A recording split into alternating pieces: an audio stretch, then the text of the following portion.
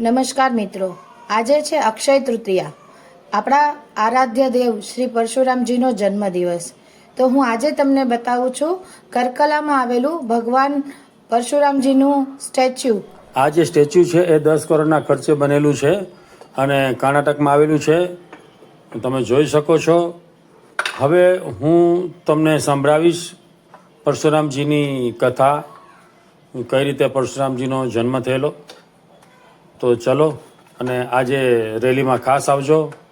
जय परशुराम। क्या आप जानते हैं कि भगवान विष्णु ने क्रोध के रूप में भी अवतार लिया था? जब धरती पर अत्याचारी क्षत्रियों का अत्याचार बढ़ गया, तब प्रकट हुए भगवान का छठा अवतार परशुराम। हाथ में फरसा, आंखों में अग्नि और हृदय में धर्म की ज्वाला। उन्होंने 21 बार अधर्मी राजाओं का संहार किया ताकि धरती पर फिर से न्याय स्थापित हो सके। परशुराम सिर्फ योद्धा ही नहीं बल्कि गुरु भी थे। इन्होंने भीष्म, द्रोण और कर्ण जैसे महान योद्धाओं को शिक्षा दी। ये अवतार हमें सिखाता है, जब अन्याय सीमा पार कर दे तो धर्म की रक्षा के लिए कठोर बनना भी आवश्यक है। ऐसे ही भगवान विष्णु के रहस्यमय अवतारों को जानने के लिए चैनल को लाइक और सब्सक्राइब करें।